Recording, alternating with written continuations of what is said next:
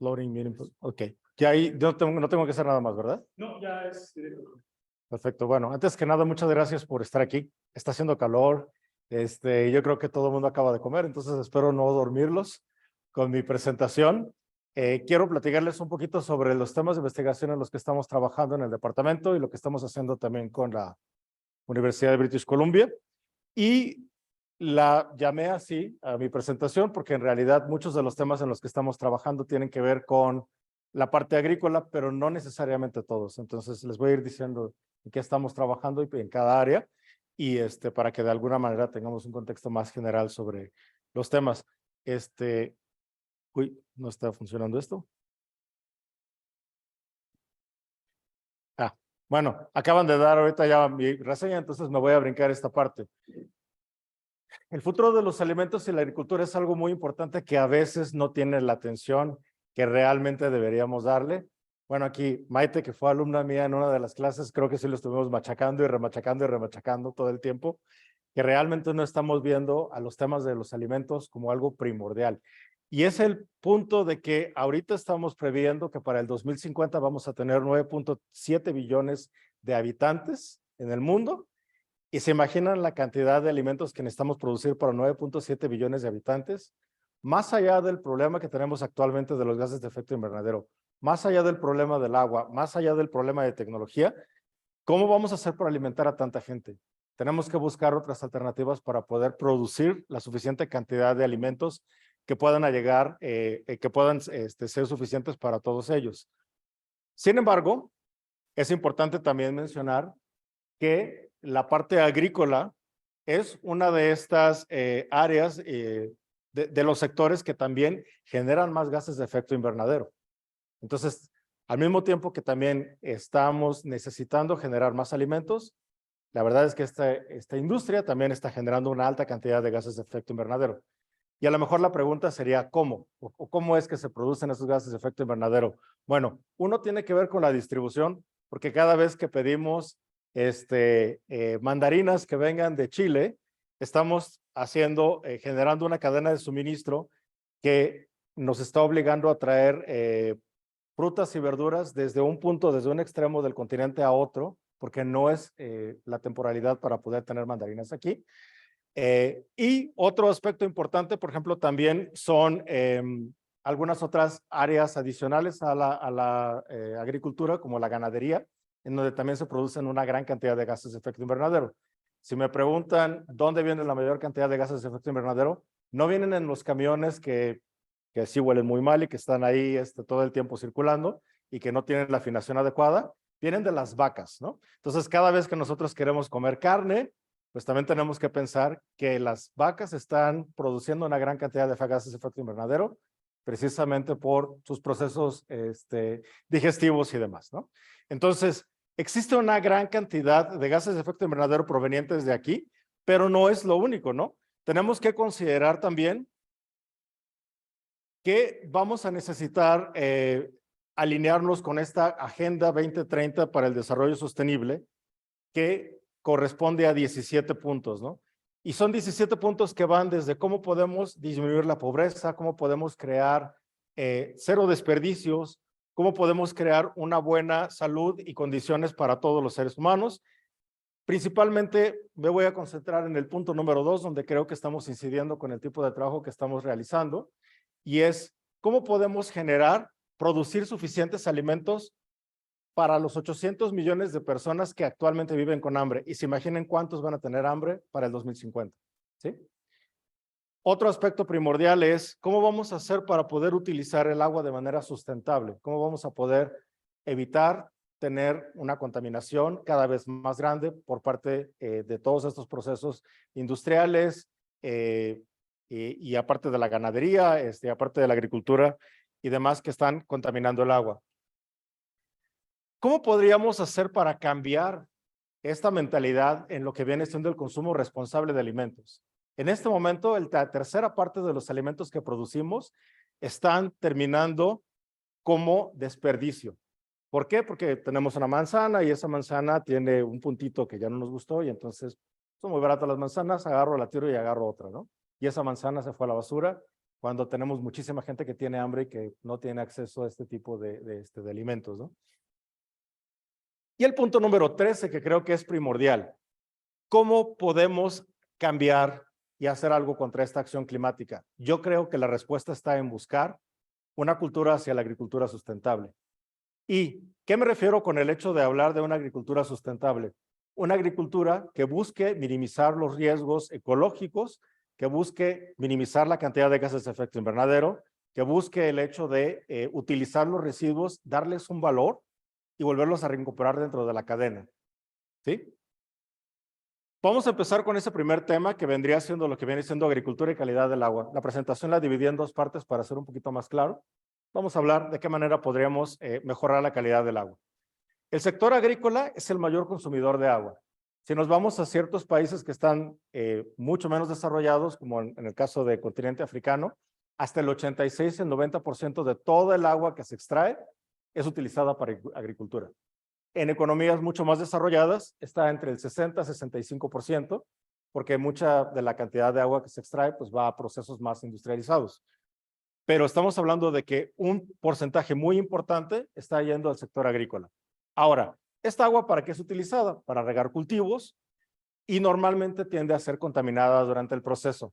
¿De qué se contamina el agua? De los agroquímicos. Se contamina con fertilizantes, se contamina con herbicidas, se contamina con pesticidas, ¿sí? Y se contamina con otro tipo de contaminantes como lo que serían los organismos patógenos, como los virus, las bacterias, los protozoarios o los helmintos, ¿sí? Este tipo de organismos van a terminar en el agua y eventualmente cuando exista un proceso de lluvia, por ejemplo, este tipo de contaminantes van a ser infiltrados y van a llegar a los mantos freáticos de donde nosotros extraemos el agua para después ser utilizada como consumo humano. Entonces, desafortunadamente el hecho de que no estemos prestando suficiente atención a este proceso y cómo se está contaminando el agua, está resultando en que cada vez tengamos una menor calidad en los recursos que estamos extrayendo. Existen otro tipo de fuentes contaminantes también que podrían ser por organismos patógenos, por ejemplo, como la producción ganadera intensiva, que como les decía hace un rato, las vacas producen gases de efecto invernadero, y aparte están causando deforestación porque están comiendo una cantidad exorbitante de pasto y de todo lo que viene siendo el alimento. Pero también pues están dejando sus heces en el suelo y eventualmente esas heces contienen una gran cantidad de patógenos que eventualmente están siendo infiltrados hacia los mantos freáticos. Existe también una práctica muy común que se llama esparcimiento de estiércol orgánico, donde finalmente estamos nosotros poniendo ciertos nutrientes en el subsuelo para que de alguna manera esto favorezca para que las plantas crezcan mejor, sobre todo cuando tenemos una alta concentración de nitrógeno. Desafortunadamente también estamos añadiendo una fuente adicional de microorganismos patógenos, ¿no? Como los que acaba de mencionar. Entonces, también tenemos otras políticas inadecuadas sobre cómo podemos estar eliminando los desechos agrícolas y que eventualmente resultan en la contaminación del agua. Algo importante, simplemente hablando sobre temas de patógenos, para que tengan una idea de qué tanto sobreviven este tipo de organismos. El protozoario cistis puede llegar a permanecer en el agua viable hasta 180 días. ¿Sí? Entonces, cuando nosotros contaminamos un manto freático, pues ahí se van a quedar 180 días. En plantas van a ser poco, podemos llegar a estar hasta aproximadamente 5 días. El caso de la salmonela, en heces fecales puede permanecer a 200 días, en el suelo 150, en el agua solamente 16. La Escherichia coli puede llegar a estar más de 200 días activa en el suelo y puede llegar a estar aproximadamente 35 días. Y otro que es muy, muy importante, que son los virus, y que ahorita de alguna manera están siendo como tema de debate, por el hecho de que hemos encontrado, por ejemplo, en aguas potables, cantidades muy importantes del virus SARS-CoV-2, y actualmente ahorita tenemos un problema muy importante en el sur, porque las aguas están contaminadas con rotavirus, que está causando graves infecciones estomacales, sobre todo en niños, y que en comunidades que están muy apartadas, que no tienen acceso a sistemas sanitarios adecuados, pues está causando la muerte en menores de 5 años, ¿no? Entonces, de aquí viene la primera pregunta de investigación. ¿Es posible predecir el transporte y supervivencia de este tipo de organismos patógenos en ambientes acuáticos? Y entonces, bueno, ¿Cómo podríamos hacer experimentos de este tipo llevándonos el campo al laboratorio? Bueno, tenemos dos opciones. Una, podemos irnos a los campos en donde lleguen a estar contaminados y podemos tomar muestras en cajitas Petri de distintos núcleos de suelo a distintas profundidades para ver cuántos tenemos, si son viables, si se reproducen y poder determinar las concentraciones para ver si eventualmente van a resultar en contaminación. Pero es un tema un poquito complicado, es poco práctico, muy costoso. La manera más sencilla en la que nosotros hacemos este tipo de experimentos es trayéndonos parte del suelo, de suelos naturales de distintas regiones, los llevamos al laboratorio y hacemos pasar distintos tipos de organismos patógenos a través de estos medios porosos para ver qué tanto de ellos eluyen y se retienen en estos medios. Y mediante modelos matemáticos, predecir, mediante la ecuación de advección-dispersión, cuántos de ellos realmente permanecen en el agua una vez que pasan por esos lechos porosos y cuántos realmente pueden llegar a infiltrarse, ¿no? La manera más simple de poder interpretar este tipo de experimentos es resolviendo esa ecuación diferencial, que no es nada sencillo de hecho, mediante una forma unidimensional y considerando que tenemos una unión físico-química entre cada uno de esos patógenos y lo que viene siendo el medio granular, considerando que tenemos una granulometría homogénea de tipo esférico, lo cual está muy bien para tener una primera aproximación. Hemos hecho experimentos con Fecalis, con Originosa, con Floss aquae, hemos hecho también Campylobacter, hemos hecho algunas otras cosas también que nos dicen que cierto tipo de medios llegan a retener una mayor cantidad de organismos patógenos y está muy bien. Tenemos una idea más o menos clara de qué tanto se están reteniendo utilizando este tipo de ecuación en donde nosotros calculamos del número de posibles colisiones que llega a haber entre esos organismos y los medios porosos, cuántas de ellas resultan en colisiones exitosas y terminan filtrando los organismos patógenos, ¿no? Sin embargo, ya cuando nos vamos a la realidad, nos damos cuenta que no es precisamente no es que no sea un medio adecuado, es que es un medio bastante limitado, ¿no? O sea, cuando queremos resolver todo utilizando ecuaciones algebraicas, está muy bien para tener una idea, pero no nos va a servir para entender realmente qué está ocurriendo, porque ni el suelo es completamente homogéneo, ni es perfectamente esférico, porque también tenemos otro tipo de fuerzas adicionales, como las fuerzas de tipo capilar, porque también vamos a tener otro tipo de fenómenos que se van a dar dentro de de cada uno de este tipo de microorganismos patógenos, y porque tenemos distintas geometrías, ¿no? Entonces, algo en lo que hemos estado trabajando, bueno, estamos trabajando con uno de los alumnos de doctorado, con Edgar, era en tratar de resolver esta ecuación, ahora sí, con todos los términos y de la manera más fea, y tratar de predecir de qué tanto puede viajar un organismo de este tipo mediante un lecho poroso real, ¿no? O sea, empezando a meter heterogeneidades.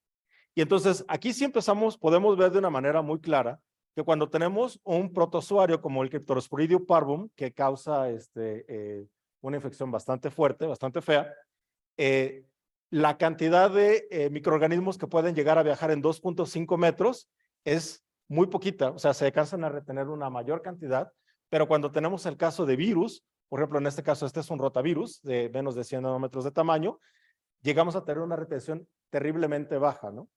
Y esto es muy importante porque quiere decir que si nosotros vamos a perforar para extraer agua subterránea de pozos muy someros, lo más seguro es que esa agua vaya a tener infiltraciones de este tipo de virus y eventualmente pues vamos a tener que tratar esa agua lo mejor posible para poder eliminar todo este tipo de contaminantes y obviamente no dársela a un niño que eventualmente puede llegar a morir de una infección, ¿no? Por ese tipo de organismos.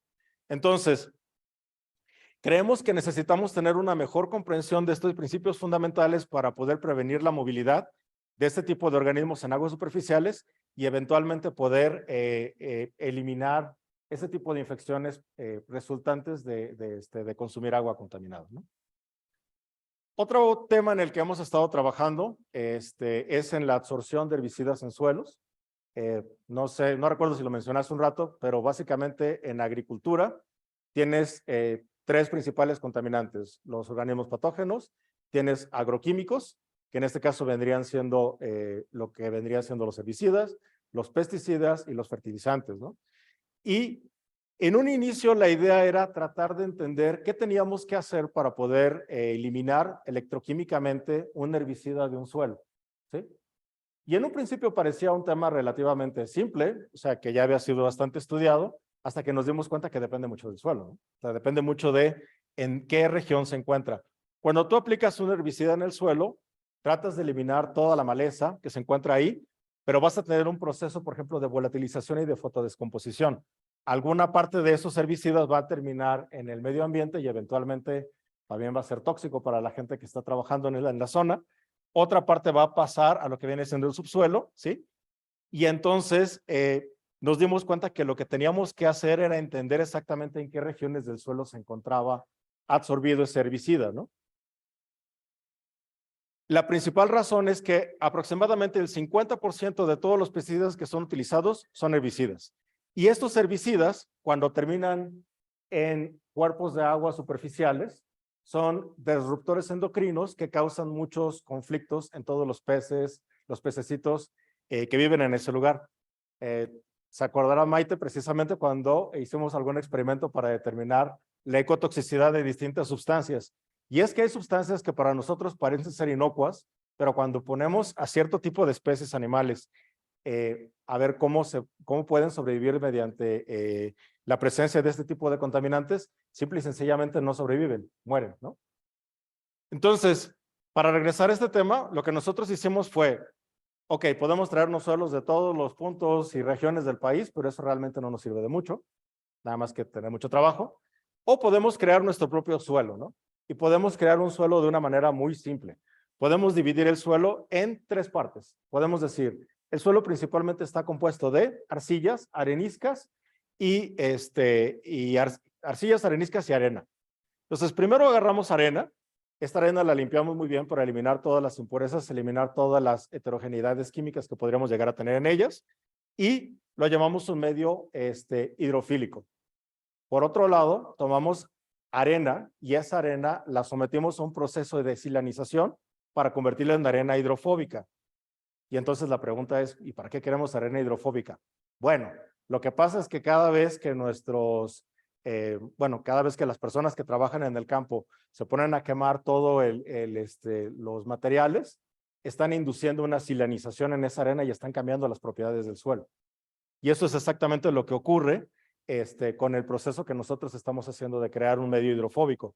Por otro lado, tomamos también arena y la recubrimos con distintas componentes de materia orgánica, por ejemplo, ácidos fúlvicos, ácidos húmicos, biosurfactantes, y tomamos distintos tipos de arcillas, hilita, cristobalita o morilonita, que también están presentes en distintos tipos de suelos, particularmente en el Valle de México hay bastante contenido de este tipo de arcillas, y tomamos como muestra dos tipos de herbicidas que son ampliamente utilizados, el dicuat y el paraquat, y básicamente queríamos entender de qué manera se están absorbiendo en cada uno de estos medios. Les llamamos etapa 1, etapa 2, etapa 3.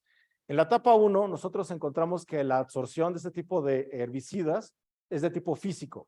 O sea, cuando se encuentran en la arena, tenemos una absorción a distintos pHs que más bien tiende a ser de tipo físico, lo cual eventualmente va a resultar en una mayor lixiviación de esta cantidad de herbicidas al subsuelo, porque no están fuertemente unidas a este material. Después, en una segunda etapa, cuando nosotros hicimos esto con un medio heterogéneo donde había materia orgánica natural, nos dimos cuenta que la absorción parece ser más bien de tipo Langmuir. Y en una absorción de tipo Langmuir tenemos una absorción de tipo químico, físico-químico, ¿sí? Entonces, sí sirve lo que vimos en equilibrio químico.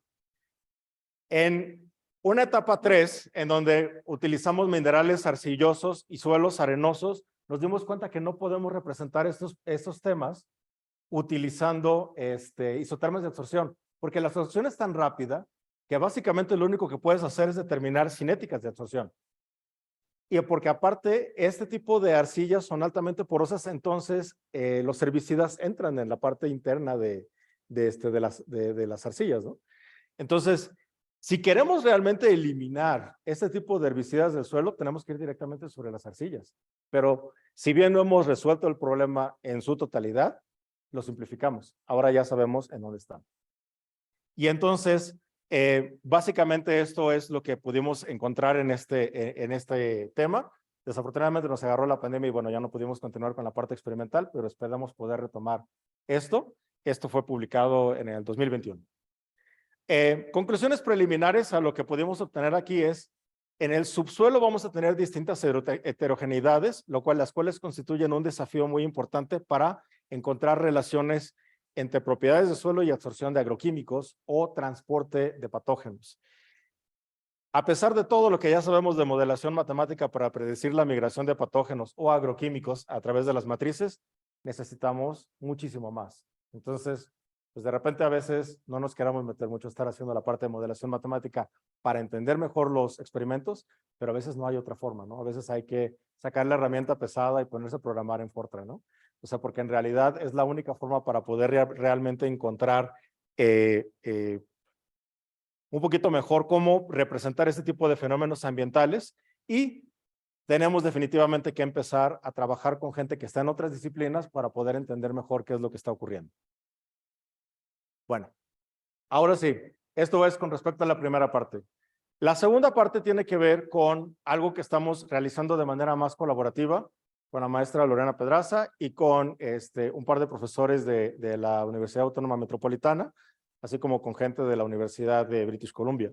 Y tiene que ver con la valorización de residuos o el aprovechamiento de biomasa residual para encontrar alternativas de cómo podemos aprovechar este tipo de desperdicios, ¿sí? Y poder producir productos de valor, ¿no? En México simplemente tenemos un aproximado de 90 toneladas métricas por año de materia seca residual, o sea, estamos quitando lo que es el agua, ¿sí? Y tiene que ver con pérdida de desperdicio de alimentos, afloramiento de malezas invasoras como el lirio acuático o especies de sargazo, que seguramente este número va a incrementar drásticamente, dados lo que está ocurriendo ahorita en la zona sur del país, ¿no? El uso extensivo de agroquímicos y la acumulación de residuos, a su vez, también está haciendo que cada vez tengamos una mayor cantidad de maleza invasiva, ¿sí? Ahorita les voy a explicar un poquito por qué. Entonces, eso aunado con el hecho de que cada vez tenemos más gente, pues imagínense, cada vez mayor pérdida y desperdicio de alimentos. Empezamos con el primero, que vendría siendo la parte del sargazo. El sargazo no nace en lo que viene siendo el Mar Caribe.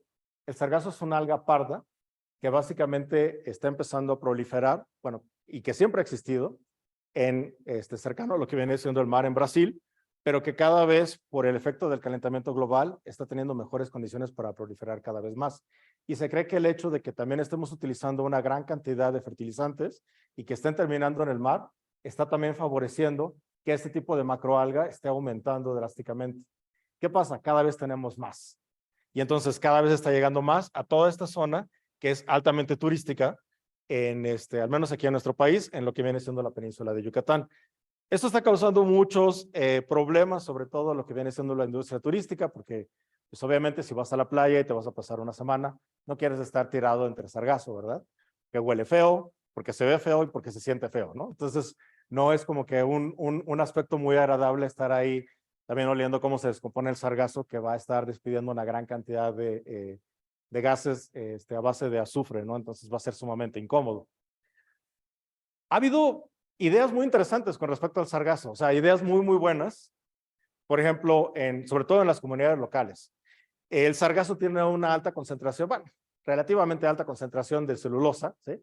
Y puede ser utilizado, por ejemplo, para producir pues cosas que se hacen con la celulosa, como en el caso de papel, ¿no?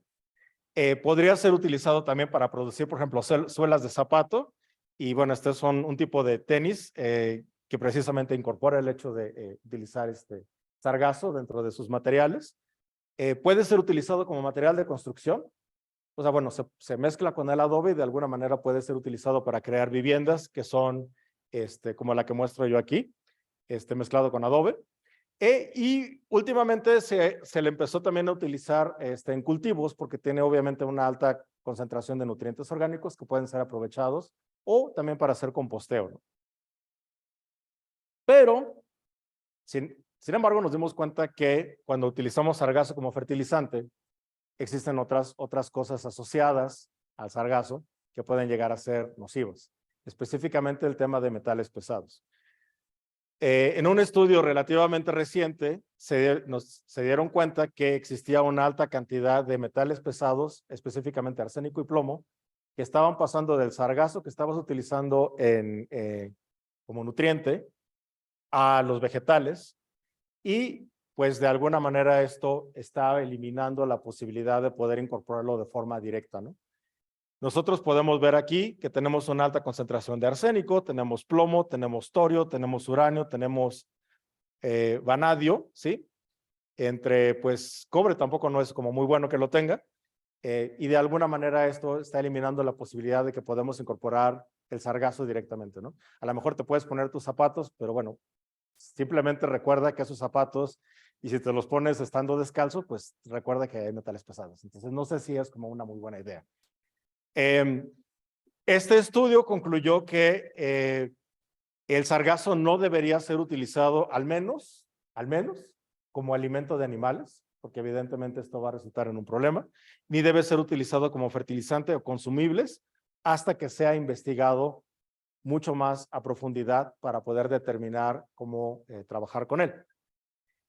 Otro de los materiales que tenemos aquí es el lirio acuático. Los lirios acuáticos son esas plantas bonitas, esas flores bonitas, lilas que se ven en los cuerpos de agua y que pues seguramente las han visto si han ido a Xochimilco. Las van a ver ahí y luego les van a decir es que es malo cuando tienes esa planta. ¿Y por qué será malo cuando tienes esa planta? Ah, pues porque esa planta está eliminando no solamente los nutrientes que están en el agua, sino también está quitando el oxígeno que tiene esa agua. Entonces está eliminando las formas de vida que se encuentran en ese lugar. De hecho, un cuerpo de agua cuando está totalmente recubierto de esta fauna, eventualmente se dice que muere, ¿no? Y es el caso de lo que está pasando con Xochimilco. O sea, que eventualmente llegó a un punto en el que ya no puede ser remediado, ¿no? Y donde principalmente lo que ha proliferado es el lirio acuático. La pérdida de desperdicio de alimentos, que era lo que les comentaba hace un rato, donde tenemos que hacer algo definitivamente para poder eliminar esto. La tercera parte de todos los alimentos que se están produciendo terminan en la basura.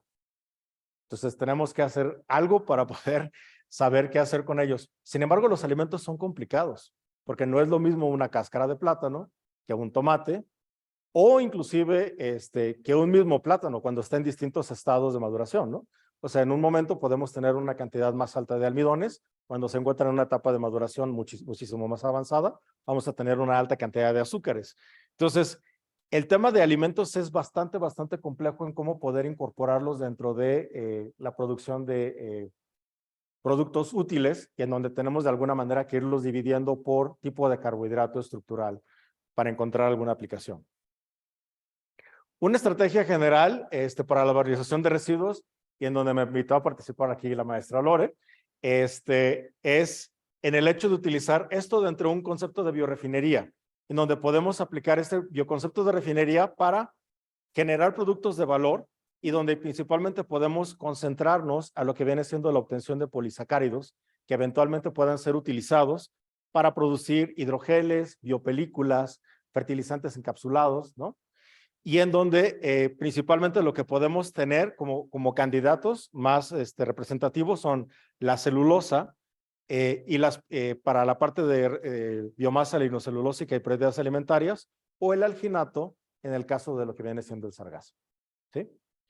Entonces, utilizando este concepto de biorefinería, si nosotros nos vamos a los residuos que les acabo de presentar, la idea sería cómo darle vuelta a este círculo, ¿sí? No parece un círculo aquí, pero en realidad es un círculo. Tenemos aquí la cadena de suministro de alimentos, la cadena de suministro de alimentos en donde están produciendo pérdidas y desperdicios orgánicos y en donde podemos incorporar estos tres distintos tipos de residuos, lo que viene siendo el lote de maíz, el lirio acuático, algunos desperdicios de biomasa lignocelulósica, para después separarlos en biopolímeros y que a través de métodos físicos, químicos o enzimáticos podamos producir, por ejemplo, nanopartículas o nanocelulosa o fertilizantes de liberación controlada e hidrogeles, que eventualmente pudieran después ser también aprovechados dentro de esta cadena de suministro de alimentos. De esa manera le damos la vuelta al tema, ¿sí? O sea, cómo poder reincorporar todo este tipo de residuos sin generar un mayor problema del que ya tenemos. Primer punto en el que empezamos a trabajar en esto es la parte del lirio acuático. Y el lirio acuático es muy interesante porque, como les mencionaba, se ve muy bonita la florecita y no sé qué, pero pues bueno, realmente no tenía como mucha aplicación. Excepto que cuando vemos los tallos, nos damos cuenta que tenemos entre un 25 y un 40% de celulosa. Y les cuento algo que ahorita está pasando mucho en la industria. Resulta que se dieron cuenta que la nanocelulosa, es decir, celulosa en rango nanométrico, tiene unas aplicaciones fabulosas, al punto de que se está considerando que puede ser el nuevo plástico o un plástico verde, ¿sí? ¿Por qué? Puedes generar, por ejemplo, armazones que son altamente resistentes a base de nanocelulosa, que pueden tener propiedades mecánicas muy buenas, y en donde básicamente lo que estás haciendo es utilizar un material que es 100% reciclable. O sea, es un material que eventualmente lo puedes tú disponer y no va a generar ningún tipo de daño, ¿no? La nanocelulosa también puede ser utilizada en dispositivos biomédicos, puede ser utilizada como agente encapsulante para crear emulsiones de tipo pickering, por ejemplo, en el área de alimentos, ¿no? Hay muchísimas aplicaciones ahorita que se están dando a la nanocelulosa, y entonces, bueno, Gregorio Juárez, que es la persona que estuvo trabajando en este tema, vino con esta idea de tratar de utilizar el lirio acuático para producir nanocelulosa, y no solo mediante el método tradicional que vendría siendo utilizando ácidos fuertes, como el ácido sulfúrico, que es el medio más común de cómo producir nanocelulosa, sino utilizando hidrólisis enzimática, en donde realmente no tenemos ningún tipo de residuo. Y es muy interesante porque los resultados que él ha obtenido con respecto a esta nanocelulosa cristalina es que tenemos una calidad muy buena utilizando métodos enzimáticos, y creemos que esta puede ser una muy buena idea, por ejemplo, para producir hidrogeles, ¿sí? Otra cosa en la que actualmente está trabajando también Gregorio es en la parte de la extracción de carbohidratos estructurales del sargazo. Básicamente, aquí sí se están trabajando con extracciones ácidas y alcalinas para extraer los 3 carbohidratos principales que se encuentran en el sargazo: el fucoidano, el alginato y la celulosa, donde más o menos se ha encontrado que tienen un rendimiento del 8% de fucoidano, del 32% de alginato, el 16% de celulosa. Y entonces me van a decir, ¿no me acabas de decir que el sargazo es tóxico? Bueno, no, el sargazo específicamente no es tóxico, son tóxicos los metales pesados que están asociados al sargazo. Lo que nosotros queremos responder ahorita es si realmente estas fracciones estructurales tienen una concentración de metales pesados lo suficientemente dañina como para llegar a ser perjudicial una vez que sean utilizados como productos de consumo, ¿no? Y en eso es precisamente en lo que está trabajando ahorita Gregorio, utilizando métodos de digestión ácida y un análisis elemental por espectrometría, tratando de determinar qué tanto podemos llegar a obtener de cada uno de estos metales pesados, llámese arsénico, plomo o cobre, ¿no? Y bueno, aquí me gustaría tener todavía más resultados, espero yo tener resultados pronto, pero en este momento solo les puedo decir que estamos trabajando en este tema, ¿no? Otro tema aquí en el que está trabajando Gustavo Zamudio, un estudiante de la maestría, él está trabajando también con el tema del sargazo, pero ya no específicamente con el material del sargazo ni carbohidratos estructurales, sino con los organismos presentes en el sargazo. Con apoyo de Karina Maldonado, que está ahorita haciendo el doctorado, están identificando los microorganismos que están presentes, por ejemplo, dentro del sargazo, para hacer la síntesis de nanopartículas metálicas, como en el caso de las nanopartículas de plata, que son ampliamente utilizadas como agentes antimicrobianos en tratamiento de aguas, en diagnóstico médico, en cosméticos o industria textil, en donde están teniendo resultados muy prometedores, obteniendo nanopartículas muy monodispersas de aproximadamente 100 nanómetros de tamaño, un poquito menos.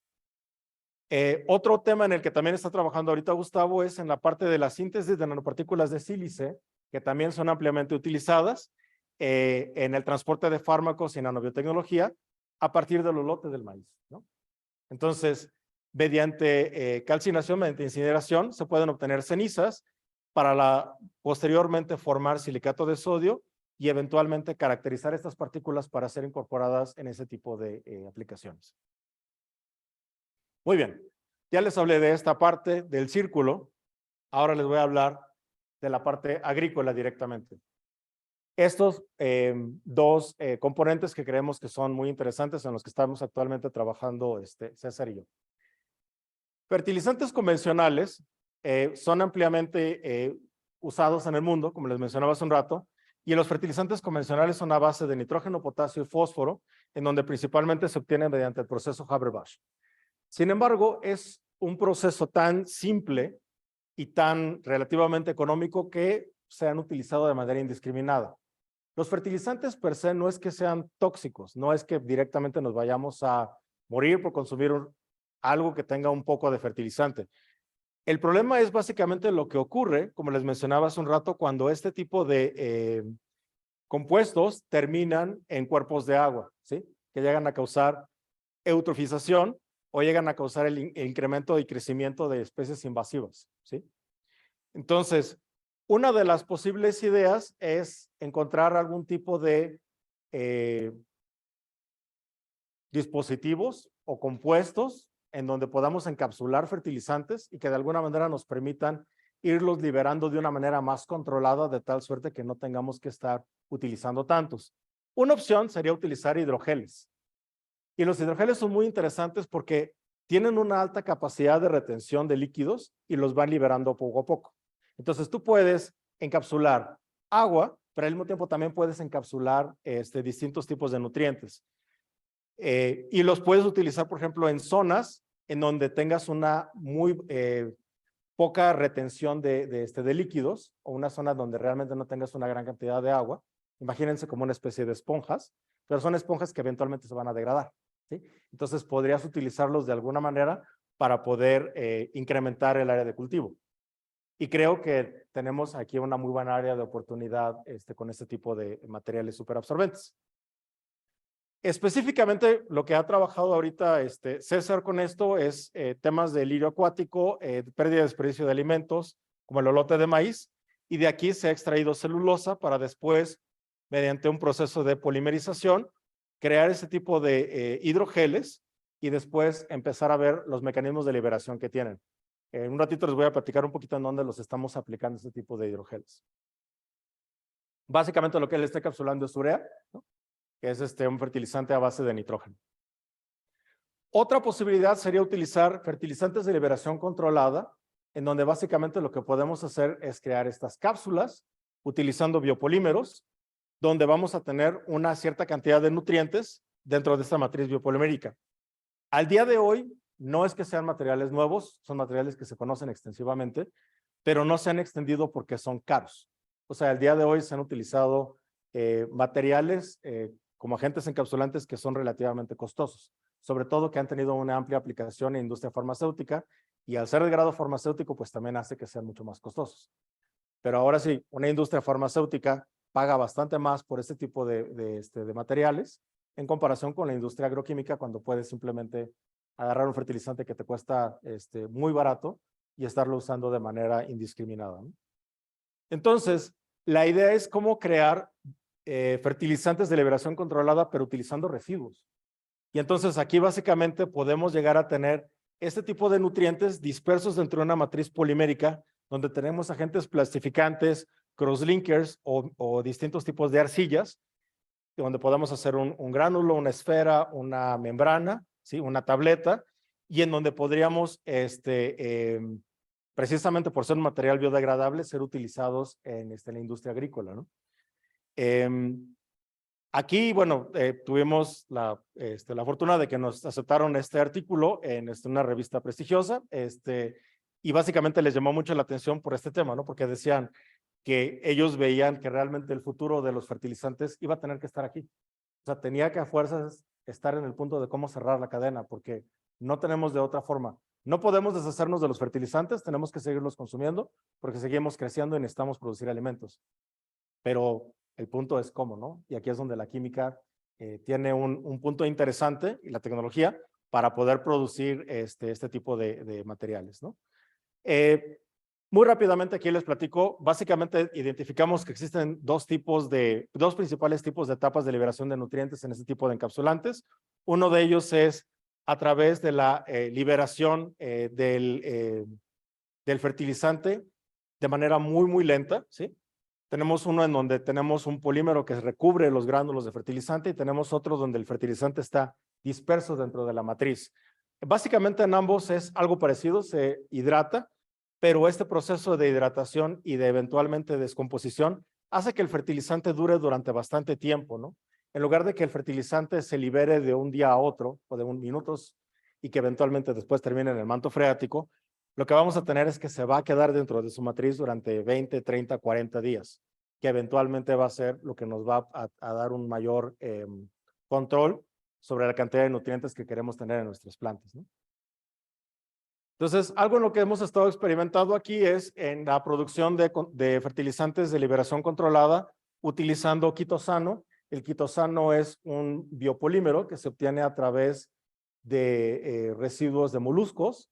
Los moluscos tienen una alta cantidad de quitosano y de alguna manera se extrae este quitosano para después utilizarlo como matriz encapsulante para meter urea, ¿no? Para poner urea dentro de él.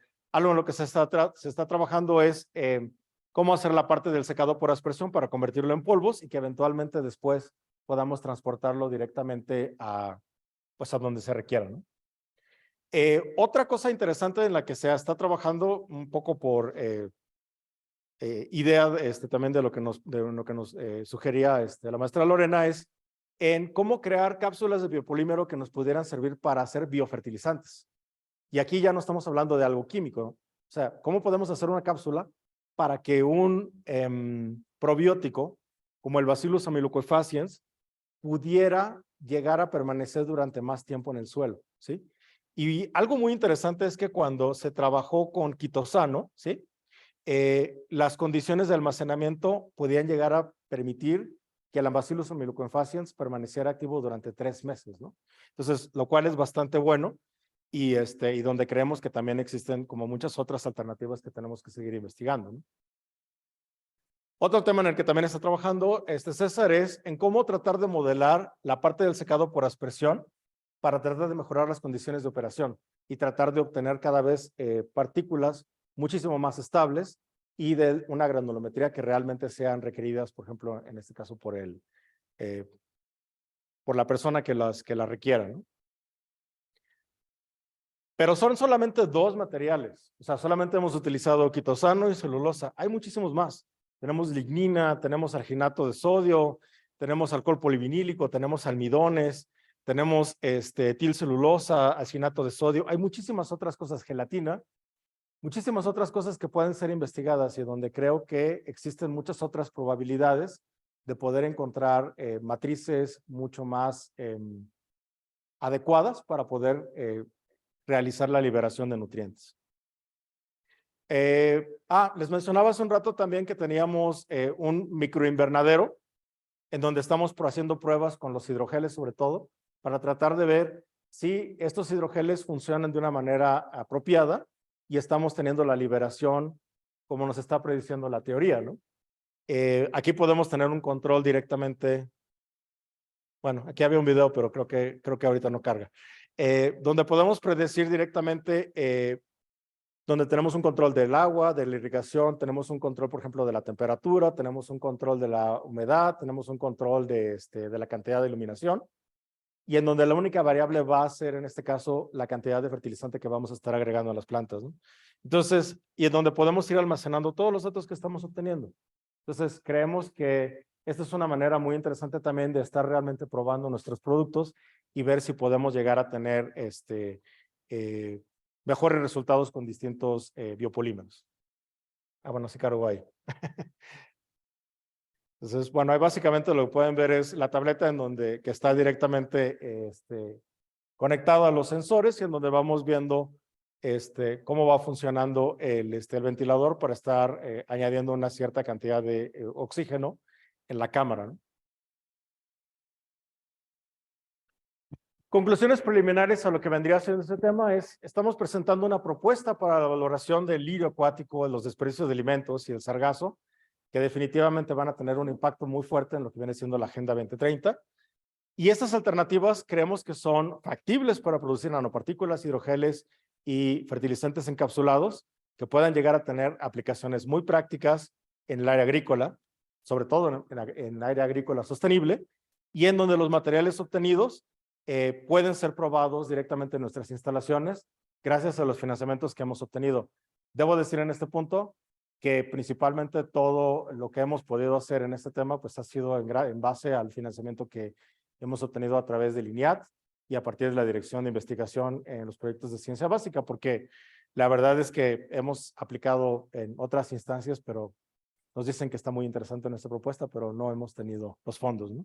Entonces, realmente estos proyectos han sido factibles, hemos podido implementarlos gracias a este financiamiento que hemos obtenido y en donde quiero darles el agradecimiento a todas las personas que trabajan conmigo en este equipo, por parte de la Universidad Autónoma Metropolitana, por parte de la Ibero y a la gente también del Instituto de Bioproductos en UBC, que actualmente pues ahorita me está permitiendo hacer algunas pruebas allá con algunas cosas y en donde estamos teniendo financiamiento para también hacer algunos experimentos en aquel lugar, con equipos un poquito distintos a los que tenemos aquí. Ellos tienen equipos un poquito más sofisticados y en donde, bueno, ha sido muy importante trabajar con ellos, ¿no?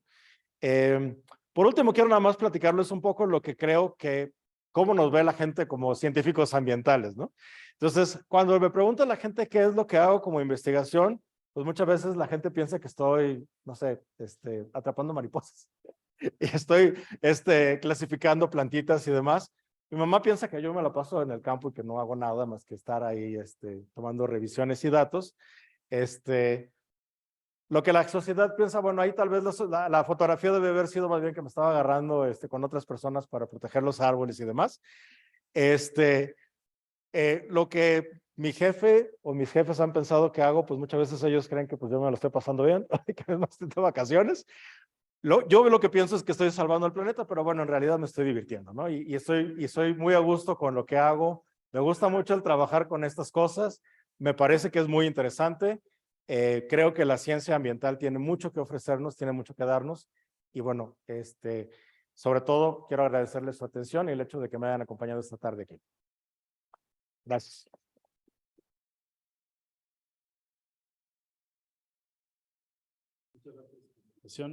Pues pasamos a la sección de preguntas. No sé si en Zoom hay alguna pregunta, la pueden escribir, si no, ahorita les damos la palabra. Y del público aquí presente, ¿alguien quiere hacer alguna pregunta?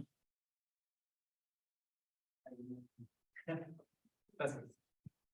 Hola, gracias por la exposición. Yo quisiera preguntar, en una diapositiva, bueno, dos, en las que nos mostrabas el modelo en economía, como implementado en una economía circular. Sí. ¿Eso se está haciendo ya? O sea, ¿ya está de alguna forma en alguna comunidad o en alguna industria o en alguna forma ya implementado ese modelo circular?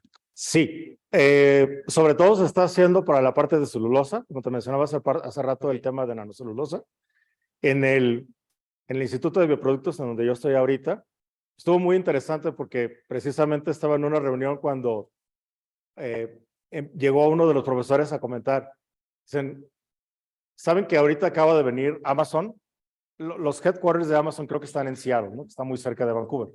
Y precisamente llegaron ellos de los headquarters para preguntar qué alternativas podría haber, por ejemplo, para producir estas bolsas en donde te mandan las cosas, pero ya no utilizar plástico, sino utilizar a base de celulosa mezclado en un nanocomposito, algún tipo de película que pueda ser completamente degradable. Y sí, les propusieron una alternativa de cómo trabajar con nanocelulosa. Estaban en tratos, ese tipo de cosas son muy complicadas, ¿no? O sea, te acerca una compañía, te dice, me interesa trabajar con esto, me gustaría hacer esto, me gustaría hacer lo otro. Empieza a ver como todo un tema de licencias, ver quién se va a quedar con las patentes y demás. Pero te puedo decir que sí, específicamente ellos lo están haciendo. Eso fue al menos con Amazon en lo que me di cuenta. Lo están haciendo, por ejemplo, también con residuos de casas. Allá se utiliza mucho la madera para construcción, ¿no? Entonces, básicamente allá no utilizan material, utilizan madera. Bueno, material de construcción como aquí que usamos bloque y demás, allá utilizan madera. Y llegaron a un acuerdo con el gobierno municipal para toda esa madera estarla llevando y estar extrayendo a partir de ahí lignocelulosa, y estaban haciendo pruebas precisamente para cómo trabajar con la lignocelulosa en algunas aplicaciones de las que no puedo realmente mencionar ahorita, pero sí puedo decirte que es un instituto en donde se están haciendo ahorita aplicaciones, en donde están llegando a acuerdos con empresas para hacerlo. Si me preguntas desde una perspectiva completa de economía circular, yo creo que vamos hacia allá. Y vas a ver que va a ser algo que se van a implementar entre los próximos 5 a 10 años. Sí, eso espero. O sea, por eso lo preguntaba. O sea, sé que siempre hay muchos obstáculos en cuanto a políticas y esto de las patentes que mencionas y así. O sea, como que no es tan fácil implementarlo a una escala grande. Y lo mismo con la celulosa. extraída del lirio acuático. Creo que es una oportunidad muy buena de aprovechar esa cosa que se ve como plaga más que de, Pues sí, o sea, es algo generalmente lo que realmente no estamos utilizándolo. El lirio acuático sería relativamente fácil, está completamente disponible, no sí, se le hace nada. Y específicamente lo que puedes utilizar es el tallo, ¿no? sí. Para precisamente poder producir nanocelulosa, lo cual sería muy útil, ¿sí? Sí, estoy completamente de acuerdo. Aquí el problema que tenemos es que creo que depende mucho del gobierno en donde está, las políticas que esté tratando de implementar. Algo que me llamó mucho la atención, por ejemplo, allá en Vancouver hay 4 botes de basura, ¿no? Entonces tienes tu bote para poner ahí tus latas, tienes el otro bote que es para poner cosas plásticas, tienes el otro bote que es para todo lo que es la basura orgánica y tienes el otro que viene siendo para todos los residuos vegetales, ¿no? Y tienes que sacar cada bote en día diferente, entonces, pues, si mezclas cosas, no se lleva la basura y ya te quedaste con la basura otra semana, ¿no? Entonces, va desde esa idea de cómo te van empezando a decir, ¿quieres realmente hacer algo por el medio ambiente? Pues tenemos que empezar contigo, ¿no? Sí. Y básicamente lo que me decían también es que los niños desde que están en la primaria, la parte de ecología y toda la parte de reciclamiento es algo, de reciclaje, es algo que empieza desde el primer año, ¿no? O sea, ya les están enseñando cómo aprovechar residuos de papel, cómo aprovechar que no deben estar precisamente utilizando botellas de agua, por ejemplo, ¿no? Sí. Entonces, como lo hicieron aquí en Ibero, no te permiten tener botellas, no te venden las botellas de agua de plásticas, lo cual creo que también es algo muy bueno. Todo tiene que empezar con la parte educativa, ¿no? Muchas felicidades. Gracias. Gracias.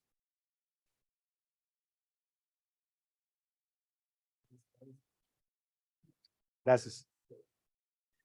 Iván, muchas felicidades. Me da mucho gusto que todas estas ideas que alguna vez me comentaste y que estaban ahí como muy superficiales, las estás aterrizando.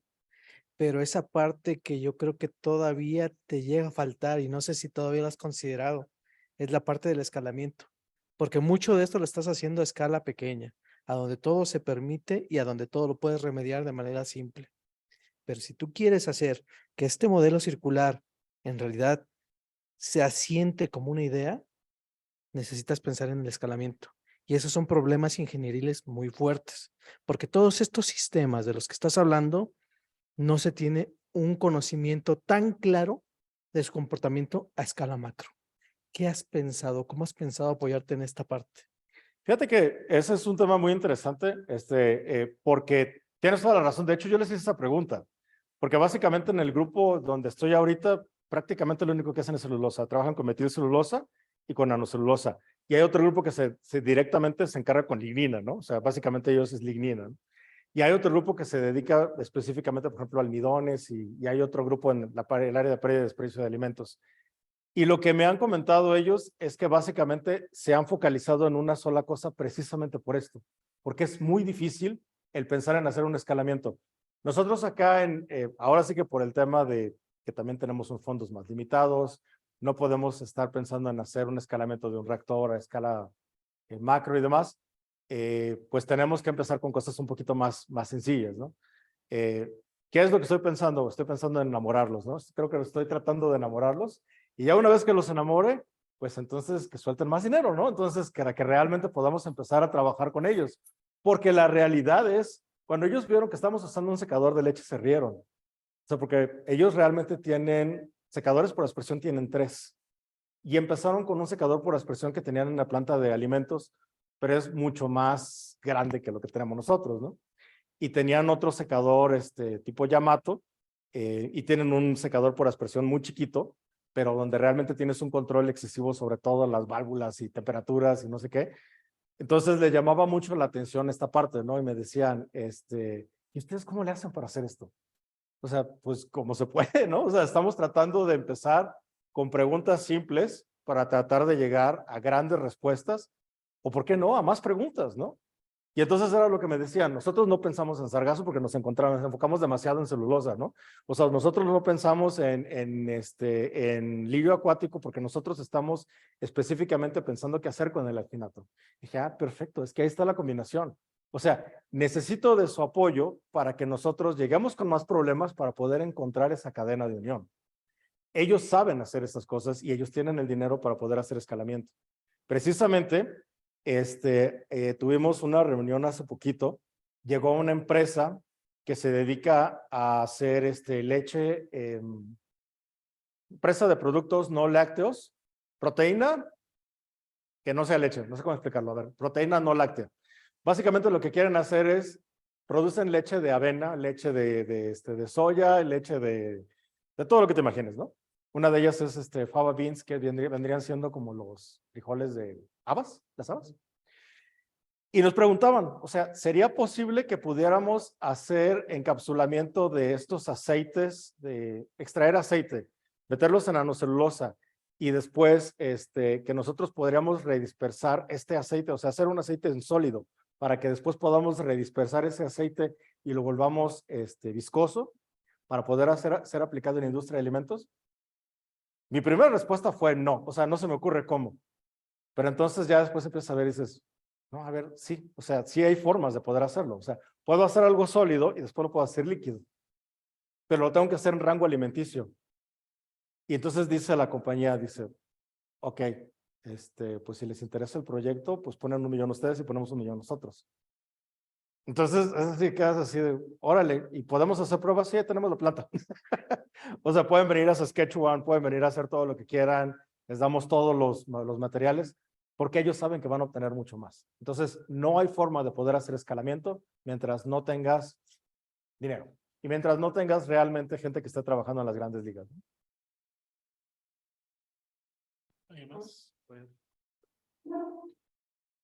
Una pregunta súper rápida.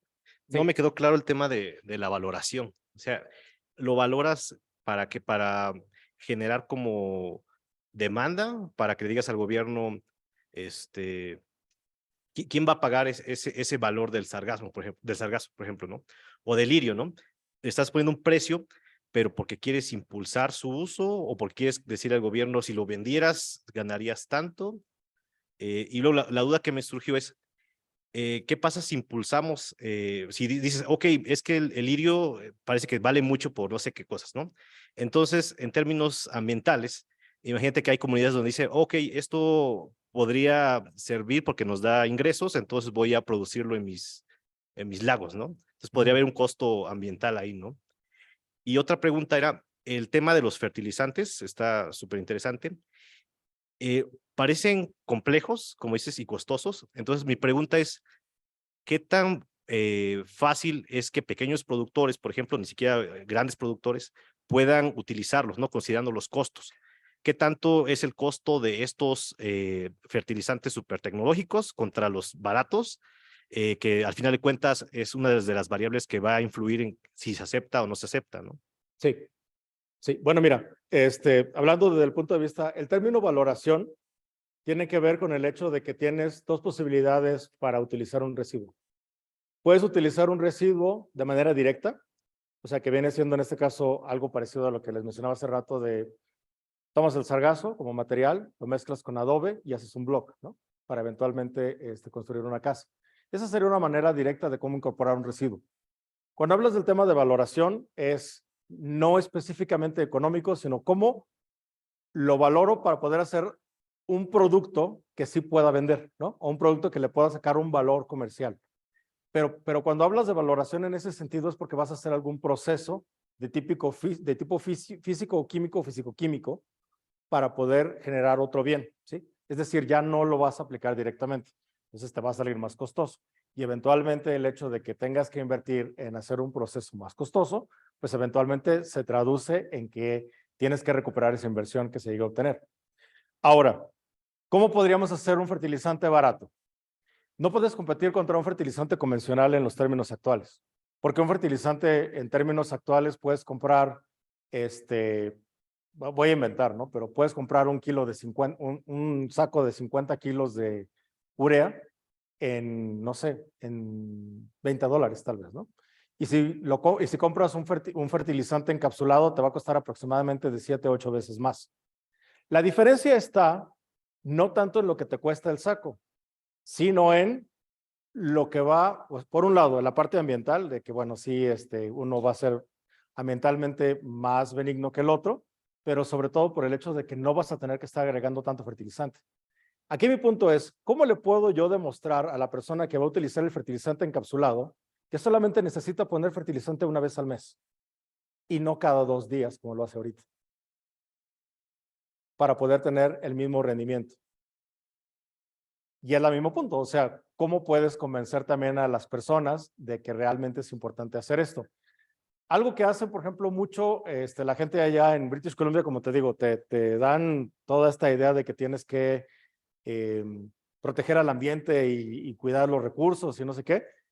Es muy simple. Cada vez que tú vas a comprar un café al Starbucks, te van a cobrar 20 centavos por tu vasito. Pero si llevas tu vasito, no te los van a cobrar, ¿no?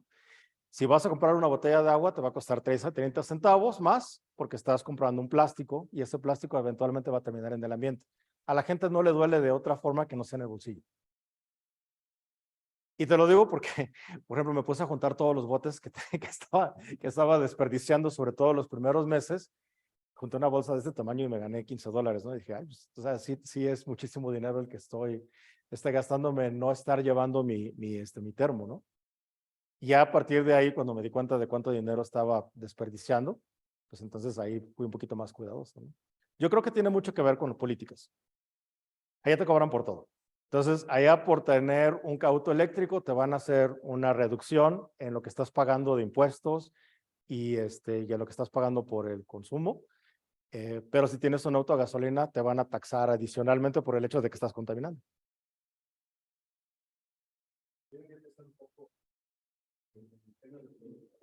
Sí.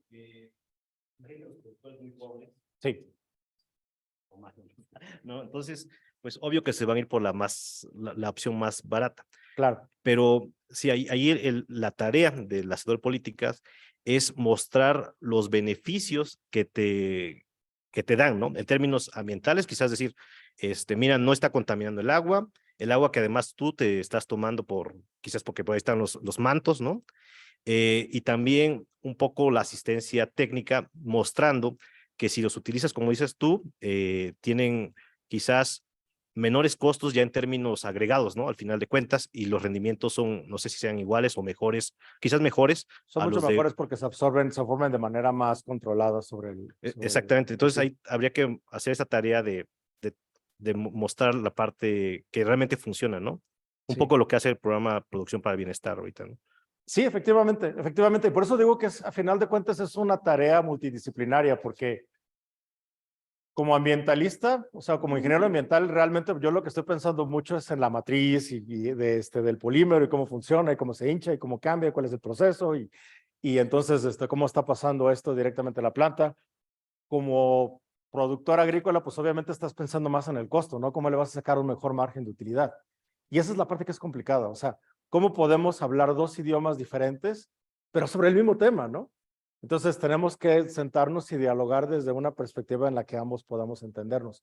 Pero te digo nuevamente, me he dado cuenta que sí es posible. O sea, al menos ahorita que he estado trabajando con estas personas acá, si llegan de repente y les empiezan a hablar, bueno, ¿cuánto cuesta tu producto? Pues no sé, o sea, a mí me cuesta tanto comprar este químico y me cuesta tanto comprar esto otro y me cuesta tanto comprar este otro, pero si me preguntas cuánto me cuesta hacerlo industrialmente, no lo sé. No tengo el entrenamiento para poder determinarlo. Y ahí hace falta una persona que sea un tecnólogo, pero que tenga este conocimiento tanto de la parte de laboratorio como de la parte industrial. Porque si no tienes esa persona, estás hablando 2 idiomas completamente diferentes, ¿no? Por eso sí creo que existe la necesidad de tener, como en este caso, el INIAD es un poco lo que hace como Instituto de Investigación Aplicada, esa unión entre lo que viene siendo alguien que quiere un producto, alguien que sea aplicado, y alguien que te está hablando, un loquito que te está hablando de cosas que está haciendo en el laboratorio, ¿no? Entonces, tenemos que encontrar ese link entre los dos, cómo poder hablar ese mismo idioma.